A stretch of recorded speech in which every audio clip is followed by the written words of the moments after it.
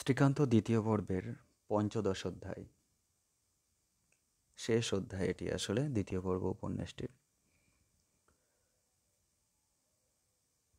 রাজলক্ষ্মী আমার তত্ত্ব লইতে সেই সাজেই আমার ঘরে আসিয়া প্রবেশ করিল। আমি লাফাইয়া উঠিয়া তাহার প্রতি দক্ষিণ হস্ত প্রসারিত করিয়া থিয়েটারি গলায় কহিলাম, ওরে পাষণ্ড রোহিণী, তুই গোবিন্দলালকে চিনিস না? আহা, আজ যদি আমার একটা পিস্তল থাকিত কিংবা একখানা তলোয়ার। রাজলক্ষ্মী শুষ্ক কণ্ঠে কহিল, তাহলে কি করতে, খুন? হাসিয়া বলিলাম, না ভাই পিয়ারি, আমার অত বড় নবাবী শখ নেই। তাছাড়া এই বিংশ শতাব্দীতে এমন নিষ্ঠুর নরাধম কে আছে যে সংসারে এত বড় একখানা আনন্দর খনি পাথর দিয়া বন্ধ করে দেবে? বরঞ্চ আশীর্বাদ করি, হে বাইজি কুলরমণী, তুমি দীর্ঘজীবিনী হও, তোমার রূপ ত্রিলোকজয়ী হোক, তোমার কণ্ঠ বিনা নিন্দিত এবং ওই দুইটি চরণ কমলের নৃত্য উর্বশী তিলোত্তমার গর্ব খর্ব করুক। আমি দূর হইতে তোমার জয়গান গাইয়া ধন্য হই। পিয়ারি কহিল, এ সকল কথার অর্থ? বলিলাম, অর্থমনর্থম। সে যা হোক, সে যাক, আমি এই একটা ট্রেনেই বিদায় হলুম। সম্প্রতি প্রয়াগ, পরে বাঙালির পরম তীর্থ চাকরির স্থান অর্থাৎ বর্মা। যদি সময় এবং সুযোগ হয় দেখা করে যাব। আমি কোথায় গিয়েছিলাম তাও শোনা তুমি আবশ্যক মনে করো না? কিছু না, কিছু না। এই ছুতো পেয়ে কি তুমি একেবারে চলে যাচ্ছ? বলিলাম, পাপ মুখে কখনো বলতে পারি নে। এ গোলকধাঁধা যদি পার হতে পারি তবেই। পিয়ারি কিছুক্ষণ চুপ করিয়া দাঁড়াইয়া বলিল, তুমি কি আমার উপর যা ইচ্ছে তাই অত্যাচার করতে পারো? কহিলাম, যা ইচ্ছে? একেবারেই না। বরঞ্চ জ্ঞানে অজ্ঞানে অত্যাচার যদি বিন্দুমাত্র কখনো করে থাকি, তার জন্য ক্ষমা ভিক্ষা চাইছি। তার মানে আজ রাত্রে তুমি চলে যাবে? হ্যাঁ। আমাকে বিনা অপরাধে শাস্তি দেবার তোমার অধিকার আছে? না, তিলমাত্র নেই। আমার যাওয়াকেও যদি শাস্তি মনে করো তাহলে অধিকার নিশ্চয়ই আছে। পিয়ারি হঠাৎ জবাব দিল না। আমার মুখের প্রতি কিছুক্ষণ নীরবে চাহিয়া থাকিয়া কহিল, আমি কোথায় গিয়েছিলাম শুনবে না? না।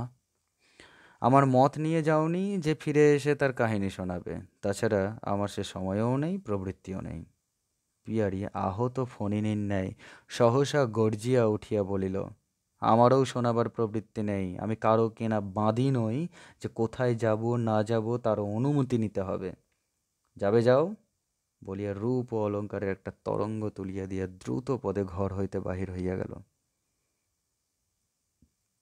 গাড়ি ডাকতে গিয়াছিল। ঘণ্টাখানেক পরে সদর দরজায় একখানা গাড়ি থামিবার আওয়াজ পাইয়া ব্যাগটা হাতে লইতেই যাইতেছি, পিয়ারি আসিয়া পিছনে দাঁড়াইল। কহিল, এ কি তুমি ছেলে খেলা মনে করো? আমাকে একলা ফেলে রেখে চলে যাবে? চাকর বাকরেরাই বাবা কি ভাববে? তুমি কি এদের কাছেও আমার মুখ রাখবে না? ফিরিয়া দাঁড়াইয়া কহিলাম, তোমার চাকরদের সঙ্গে তুমি বোঝাপড়া করো, আমার সঙ্গে তার কোনো সম্বন্ধ নেই। তা না হয় হলো, কিন্তু ফিরে গিয়ে বঙ্কুকেই বা আমি কি জবাব দেব?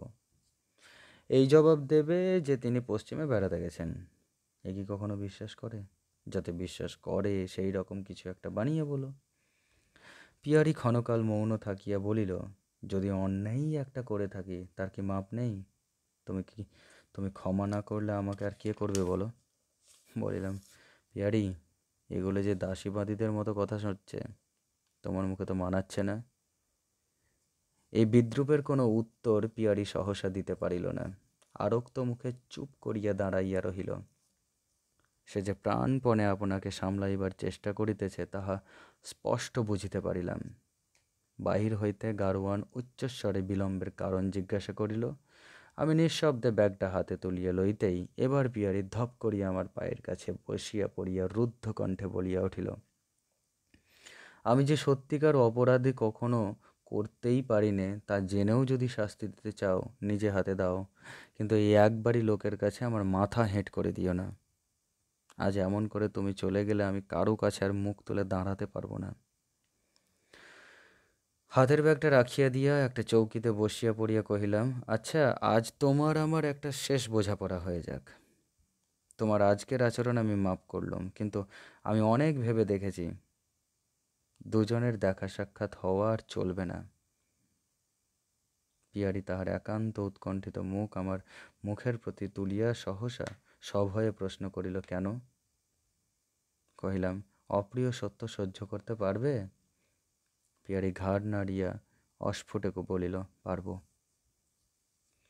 কিন্তু ব্যথা একজন সহিতে স্বীকার করিলেই কি ব্যথা দেওয়ার কাজটা সহজ হইয়া ওঠে না?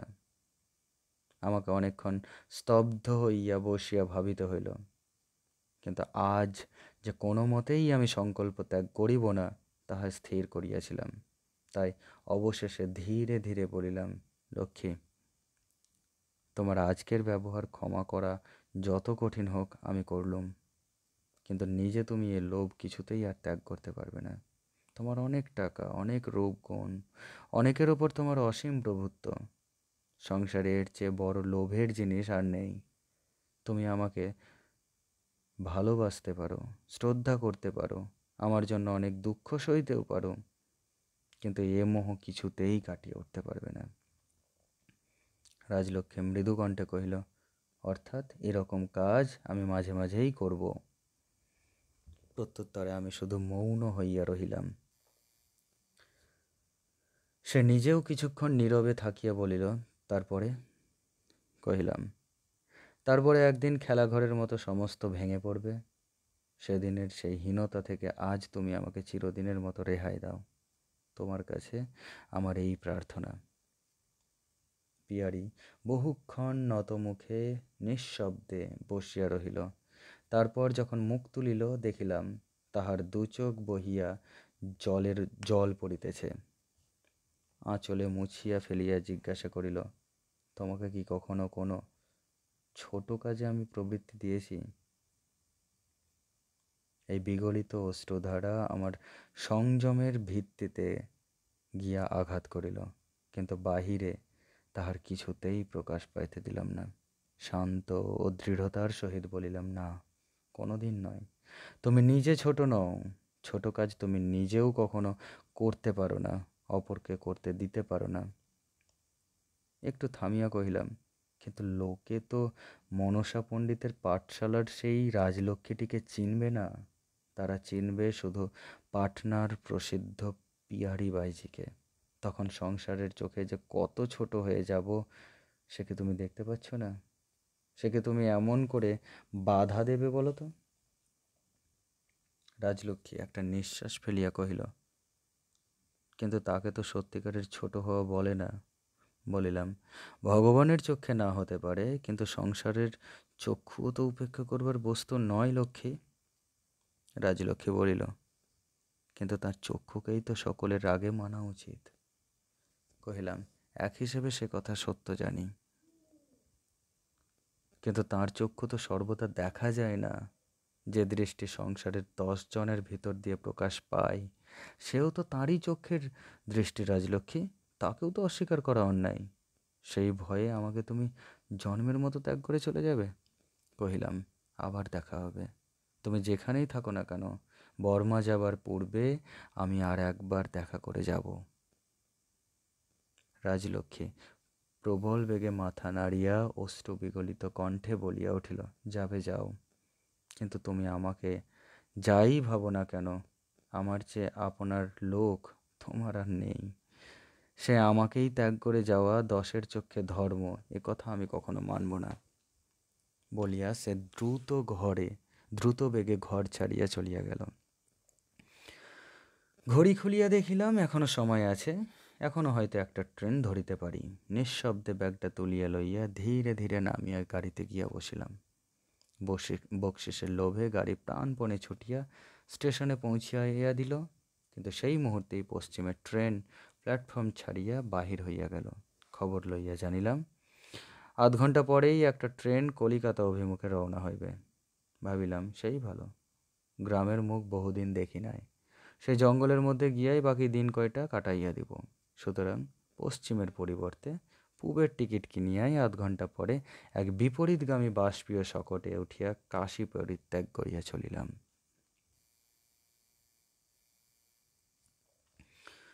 বহুকাল পরে আবার একদিন অপরাহ্ন বেলায় গ্রামে আসিয়া প্রবেশ করিলাম। আমার বাড়িটা তখন আমাদের আত্মীয় আত্মীয়া ও তাহাদের আত্মীয় আত্মীয়ায় পরিপূর্ণ। সমস্ত ঘর দুয়ার জুড়িয়া তাহারা আরামে সংসার পাতিয়া বসিয়াছেন। ছুঁচটি রাখিবার স্থান নাই। আমার আকস্মিক আগমনে ও বাস করিবার সংকল্প শুনিয়া তাহারা আনন্দে মুখ কালি করিয়া বলিতে লাগলেন, আহা, এ তো সুখের কথা, আহ্লাদের কথা, এবার একটা বিয়ে থা করে সংসারী হওয়া শ্রীকান্ত। আমরা দেখে চক্ষু জুড়াই। বলিলাম, সেজন্যই তো এসেছি। এখন আপাতত আমার মায়ের ঘরটা ছেড়ে দাও, আমি হাত পা ছড়িয়ে একটু শুই। আমার বাবার এক মাতুল কন্যা তথায় স্বামীপুত্র লইয়া কিছুদিন হইতে বাস করিতেছিলেন। তিনি আসিয়া বলিলেন, তাই তো?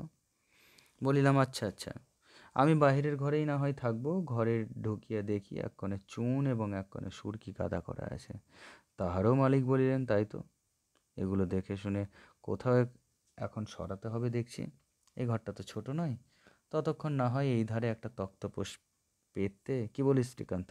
বলিলাম, আচ্ছা, রাত্রির মতো না হয় তাই হোক। বস্তুত এমনই শ্রান্ত হইয়া পড়িয়াছিলাম যে যেখানে হোক একটু শুইতে পাইলেই যেন বাঁচি, এমনি মনে হইতেছিল।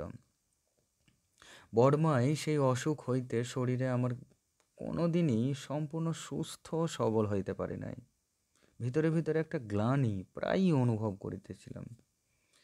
তাই সন্ধ্যার পর হইতেই মাথাটা টিপ টিপ করিতে লাগিল। তখন বিশেষ আশ্চর্য হইলাম না। রাঙা দিদি আসিয়া বলিলেন, ওটা গরম, ভাত খেয়ে ঘুমোলেই সেরে যাবে। তথাস্তু তাই হইল। গুরুজনের আজ্ঞা শিরোধার্য করিয়া গরম কাটাইতে অন্ন আহার করিয়া শয্যা গ্রহণ করিলাম। সকালে ঘুম ভাঙিল, বেশ একটু জ্বর লইয়া।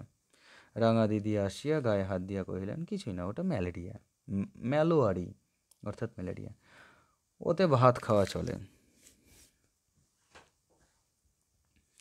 কিন্তু আজ আর সায় দিতে পারিলাম না। বলিলাম, না রাঙাদি, আমি এখনো তোমার ম্যালোয়ারি রাজার প্রজা নই। এ দোহাই পেরে অত্যাচার হয়তো আমার সইবে না। আজ আমার একাদশী।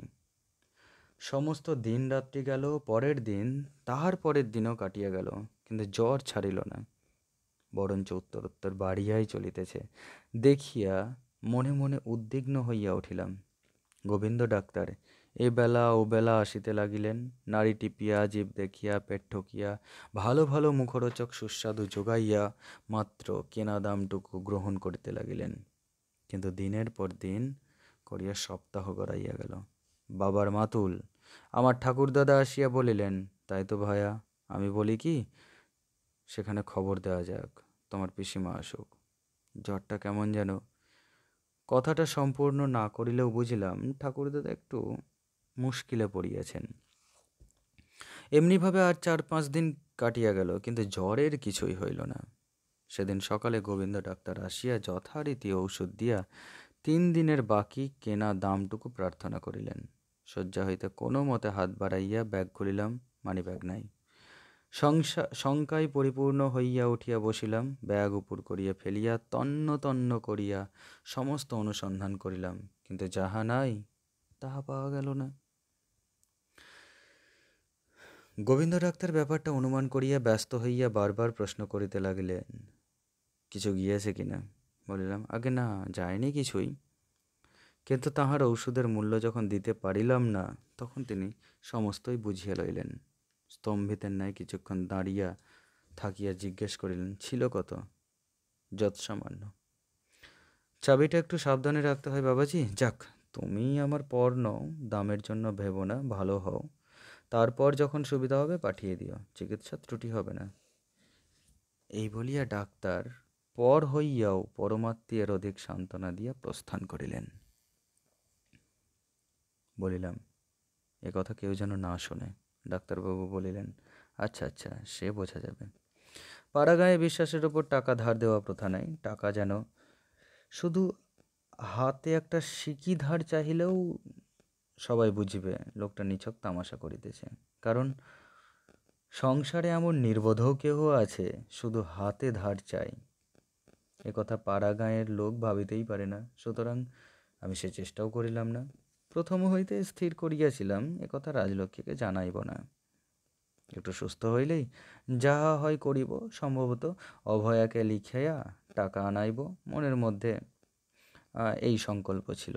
কিন্তু সে সময় মিলিল না। সহসা যত্নের সুর তারা হইতে উদারায় নামিয়া পড়িতেই বুঝিলাম, যেমন করিয়াই হোক আমার বিপদটা বাড়ির ভিতরে আর অবিদিত নাই। অবস্থাটা সংক্ষেপে জানাইয়া রাজলক্ষ্মীকে একখানা চিঠি লিখিলাম বটে, কিন্তু নিজেকে এত হীন, এত অপমানিত মনে হইতে লাগিল যে কোনো মতেই পাঠাইতে পারিলাম না। ছিঁড়িয়া ফেলিয়া দিলাম। পরদিন এমনই কাটিল। তারপরের দিন আর কিছুতেই কাটিতে চাহিল না। সেদিন কোনো দিকে চাহিয়া আর কোনো পথ দেখিতে না পাইয়া অবশেষে এক প্রকার মরিয়া হইয়াই কিছু টাকার জন্য রাজলক্ষ্মীকে সমস্ত অবস্থা জানাইয়া খান্দই পত্র লিখিয়া পাটনা ও কলকাতার ঠিকানায় পাঠাইয়া দিলাম। সে যে টাকা পাঠাইবেই তাহাতে কিছুমাত্র সন্দেহ ছিল না, কিন্তু তথাপি সেদিন সকাল হইতেই কেমন যেন উৎকণ্ঠিত সংশয়ে ডাকপিয়নের অপেক্ষায় সম্মুখের খোলা জানালা দিয়া পথের উপর দৃষ্টি পাতিয়া উন্মুখ হইয়া রহিলাম। সময় বহিয়া গেল। আজ আর তাহার আশা নাই মনে করিয়া পাশ ফিরিয়া শৈবার উপক্রম করিতেছি, এমন সময় দূরে একখানা গাড়ির শব্দে চকিত হইয়া বালিশে ভর দিয়া উঠিয়া বসিলাম। গাড়ি আসিয়া ঠিক সুমুখেই থামিল। দেখি কোচম্যানের পাশে বসিয়া রতন। সে নিচে নামিয়া গাড়ির দরজা খুলিয়া দিতেই যাহা চোখে পড়িল তা সত্য বলিয়া প্রত্যয় করা কঠিন। প্রকাশ্য দিনের বেলায় এই গ্রামের পথের উপর রাজলক্ষ্মী আসিয়া দাঁড়াইতে পারে তাহা চিন্তার অতীত। রতন কহিল, ওই যে বাবু। রাজলক্ষ্মী শুধু একবার আমার দিকে চাহিয়া দেখিল মাত্র। গাড়োয়ান কহিল, মা, দেরি হবে তো, ঘোড়া খুলে দিই? একটু দাঁড়াও বলিয়া সে অবিচলিত ধীর পদক্ষেপে আমার ঘরে আসিয়া প্রবেশ করিল। প্রণাম করিয়া পায়ের ধুলা মাথায় লইয়া হাত দিয়া আমার কপালের বুকের উত্তাপ অনুভব করিয়া বলিল, এখন আর জ্বর নাই। ও বেলায় 7টার গাড়িতে যাওয়া চলবে কি? ঘোড়া খুলে দিতে বলবো? আমি অভিভূতের ন্যায় তাহার মুখের পানে চাহিয়াই ছিলাম। কহিলাম, এই 2 দিন জ্বরটা বন্ধ হয়েছে, কিন্তু আমাকে কি আজই নিয়ে যেতে চাও? রাজলক্ষ্মী বলিল, না হয় আজ থাক, রাত্রিরে আর গিয়ে কাজ নেই, হিম লাগতে পারে, কাল সকালেই যাবে। এতক্ষণে যেন আমার চৈতন্য ফিরিয়া আসিল। বলিলাম, এ গ্রামে এ পাড়ার মধ্যে তুমি ঢুকলে কোন সাহসে? তুমি কি মনে করো তোমাকে কেউ চিনতে পারবে না? রাজলক্ষ্মী সহজেই কহিল, বেশ, যা হোক, এইখানেই মানুষ হলাম, আর এখানে আমাকে চিনতে পারবে না? যে দেখবে সেই তো চিনবে। তবে কি করব বলো, আমার কপাল। নইলে তুমি এসে এখানে অসুখে পড়বে কেন? এলে কেন? টাকা চেয়েছিলাম, টাকা পাঠিয়ে দিলেই তো হতো। তা কি কখনো হয়? এত অসুখ শুনে কি শুধু টাকা পাঠিয়ে স্থির থাকতে পারি? বলিলাম, তুমি না হয় স্থির হলে, কিন্তু আমাকে যে ভয়ানক অস্থির করে তুললে। এখনই সবাই এসে পড়বে, তখন তুমিই বা মুখ দেখাবে কি করে, আর আমিই বা জবাব দেব কি? রাজলক্ষ্মী প্রত্যুত্তরে শুধু আর একবার ললাট স্পর্শ করিয়া কহিল, জবাব আর কি দেখবে, আমার অদৃষ্ট। তাহার উপেক্ষা ও ঔদাসীন্য নিতান্ত অসহিষ্ণু হইয়া বলিলাম, অদৃষ্টই বটে, কিন্তু লজ্জা শরমের মাথা কি একেবারে খেয়ে বসে আছো? এখানে মুখ দেখাও তো তোমার বাঁধল না? রাজলক্ষ্মী তেমনই উদাস কণ্ঠে উত্তর দিল, লজ্জা শরম আমার যা কিছু, এখন সব তুমি। ইহার পরে আর বলিবই বা কি, আর শুনিবই বা কি? চোখ বুজিয়া চুপ করিয়া পড়িয়া রহিলাম। খানিক পরে জিজ্ঞাসা করিলাম, বঙ্কুর বিয়ে নির্বিঘ্নে হয়ে গেছে? রাজলক্ষ্মী বলিল, হ্যাঁ। এখন সে কোথা থেকে আসছো? কলকাতা থেকে? না, পাটনা থেকে। সেখানেই তোমার চিঠি পেয়েছি। আমাকে নিয়ে যাবে কোথায়? পাটনায়?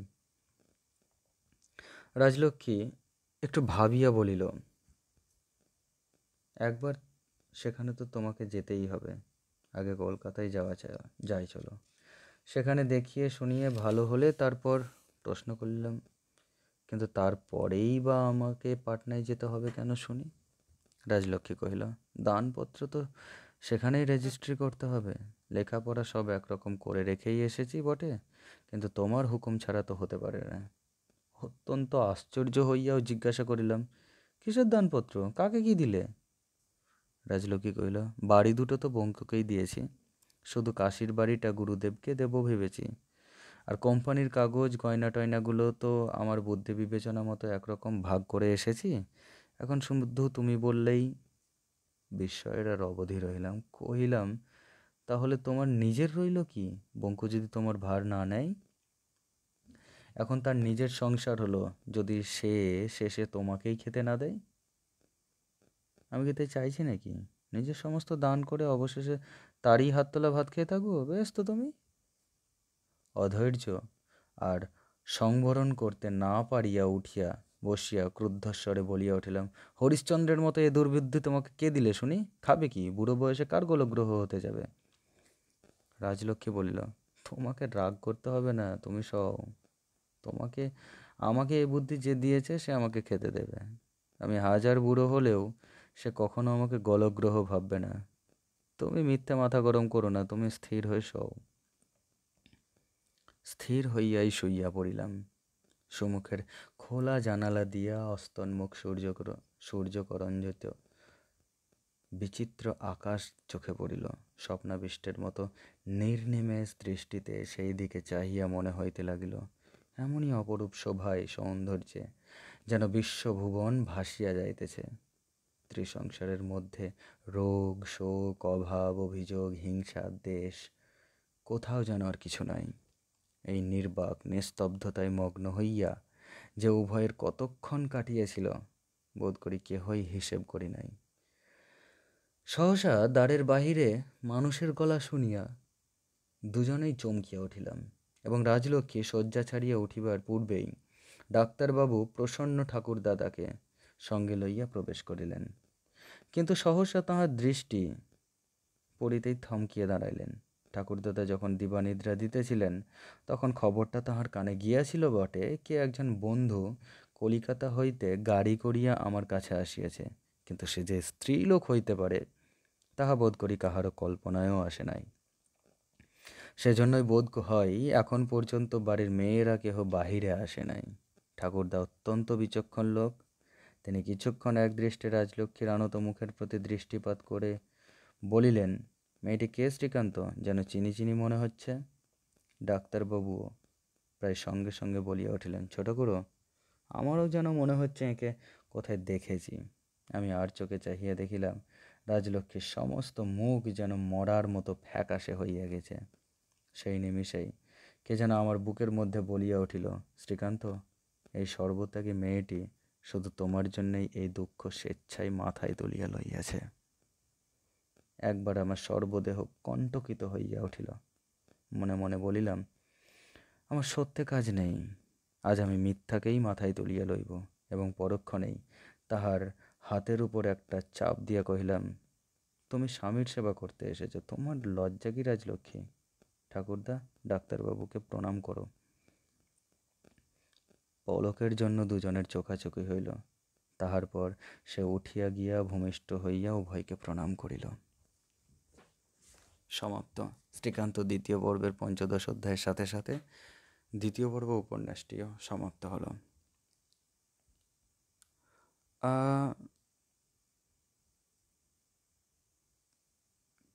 মানে এই এই এই যে শেষ শেষ কথা কয়টা, যে তুমি স্বামী সেবা করতে এসেছো, এটাই হয়তো রাজলক্ষ্মীর একমাত্র প্রাপ্তি। সে সমস্ত কিছু বিলিয়ে দিতে চলেছে, সমস্ত কিছু বিলিয়ে দিচ্ছে। কত অপমান সহ্য করতে হচ্ছে। যে মানুষটাকে ভালোবাসে সেই মানুষটার কাছ থেকেই যখন অপমানের এই তীক্ষ্ণ তীক্ষ্ণ বাণগুলো যখন বেঁধে শরীরে বা মনে কোথাও, তখন সেটা সহ্যের সমস্ত সীমা অতিক্রম করে চলে যায়। রাজলক্ষ্মীকে সেটাও সহ্য করতে হয়েছে। খেয়াল করলে একটু দেখতে পাবে, যখন রাজলক্ষ্মীকে ভালোবেসেছে শ্রীকান্ত, ভালোবেসে সম্বোধন করেছে, আদর করেছে, পাশে বসিয়েছে, তার সেবা গ্রহণ করেছে, তখন তাকে লক্ষ্মী বা রাজলক্ষ্মী সম্বোধন করেছে।